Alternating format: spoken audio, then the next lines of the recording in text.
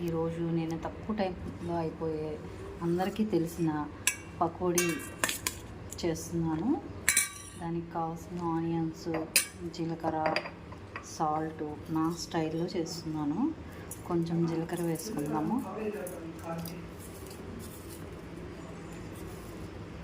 కొంచెం సాల్ట్ కూడా వేస్తున్నాను. సాల్ట్ ముందుగా వేయడం వల్ల ఆనియన్స్లో ఉన్న వాటర్ అంతా బయటకు వస్తుంది. ఆ వాటర్తో కలిపేసుకుంటే పకోడీ చాలా టేస్ట్గా ఉంటుంది. ఇది నా టిప్పు. ఇప్పుడు ఇందులో శనగపిండి వేసేసి పచ్చిమిర్చి వేసేసి చేసేద్దాము. పాలక్ పకోడీ వేస్తున్నాను. దానికి పాలకూర సన్నగా తరిగేసి ఈ ఆనియన్స్లో వేసేసి చేస్తున్నాను. ఇది చాలా టేస్ట్గా చాలా బాగుంటుంది. ఒకసారి ట్రై చేయండి. ఇలా పాలకూరని సన్నగా తరుక్కుందాము. ఈ తరిగిన పాలకూరని ఈ ఆనియన్స్లో వేసేద్దాము. అట్లాగే పచ్చిమిర్చి కూడా వేసేద్దాము.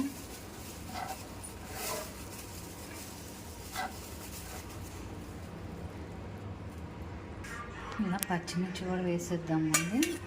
ఇది బాగా కలిపేద్దాము. కలిపేసి శనగపిండి వేద్దాము. ఇందులో వేస్తే తగినంత కారం,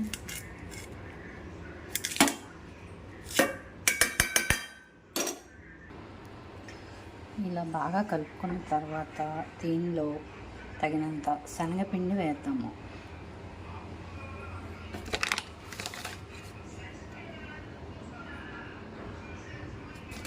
శనగపిండి ఎక్కువ పట్టదు, చూసి వేసుకోండి.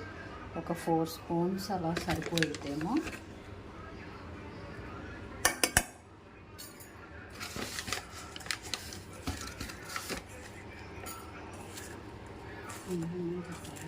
బాగా కలిపి పెట్టుకున్నాం దీన్ని. ఈలోపు కళాయి పెట్టుకొని ఆయిల్ వేడి చేసుకొని వేసేద్దాం ఈ పకోడీ. పాలక్ పకోడీ చాలా టేస్ట్గా ఉంటుంది. ఎన్నో పోషకాలు ఉంటాయి. ఒకసారి ఈ విధంగా నేను చెప్పినట్టు ట్రై చేయండి. ఇలాగా కొంచెం జీడిపప్పు కూడా వేసుకుందాం. అలాగే కొంచెం కారం కూడా వేసుకుందాం. ఈ విధంగా కలుపుకుందాము. దానిలో ఉన్న వాటర్తోనే కలుపుదాము. అలాగే కొంచెం మీకు ఏమైనా పొడిగా ఉంది అనిపిస్తే కొంచెం వాటరు ఇలా వాటర్ చల్లండి, అంతే.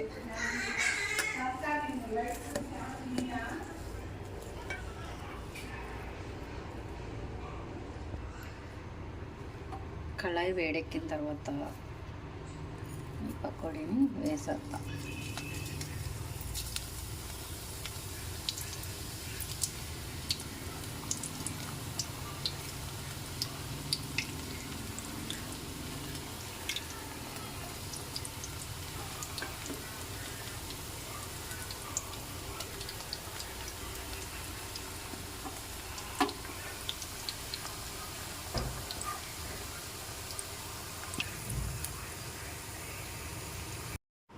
ఎంతో టేస్టీగా ఉండే పాలక్ పకోడీ రెడీ అయింది. మీరు కూడా ఒకసారి ఇలా ట్రై చేయండి.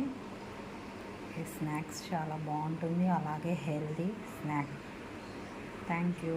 మీకు కనుక నచ్చినట్లయితే లైక్ చేయండి, షేర్ చేయండి, సబ్స్క్రైబ్ చేయండి.